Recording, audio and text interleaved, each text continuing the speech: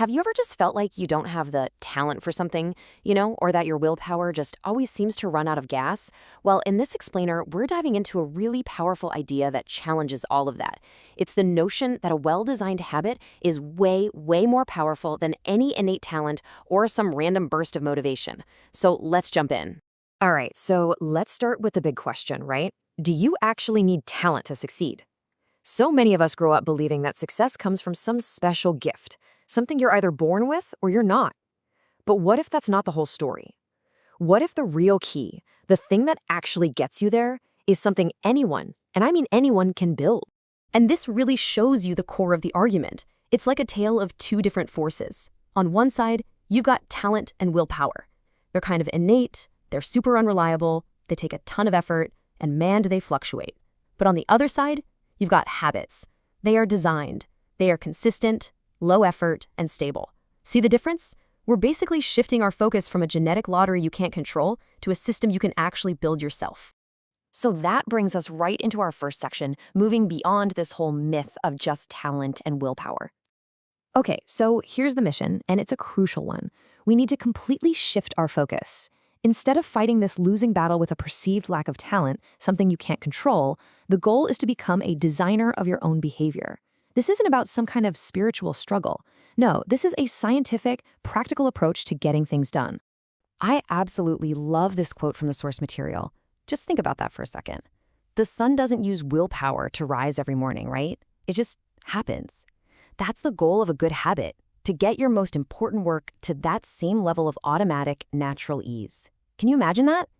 That's the power we're talking about. So let's get into our second section and see how this all clicks together. The science of automatic action. I mean, how does this stuff actually work inside our brains? Well, here's your brain's secret prime directive. It wants to conserve energy at all costs. Every single time you have to force yourself to do something using willpower, you're burning a massive amount of mental energy. It's an incredibly high-cost activity, and that's exactly why it is so hard to sustain day after day. And this leads to a fantastic term from the source, knowledge metabolic syndrome. So many of us suffer from this and don't even know it.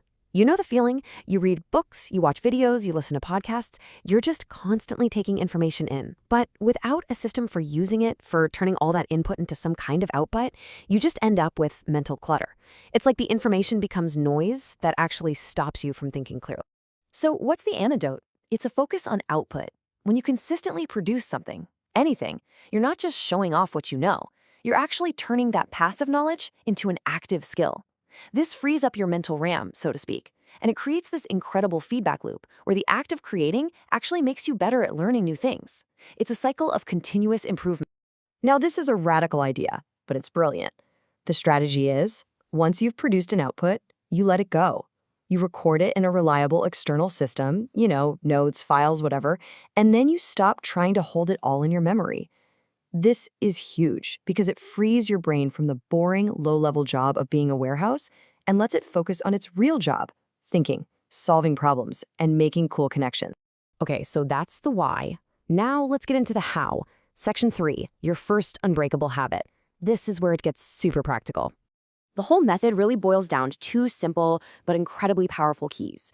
First, you have to start small, and I mean impossibly small. The goal is to shrink the action until your psychological resistance to doing it is basically zero. Second, you have to pinpoint a very specific trigger. Don't just say, I'll do it in the morning. No, you have to attach your new habit to a concrete, existing action that you already do every single day without fail.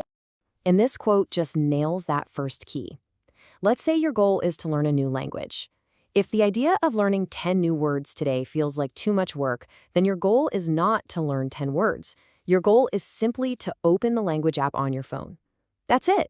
That's the entire task. That is the win for the day. By setting the bar that low, you make it almost impossible to fail.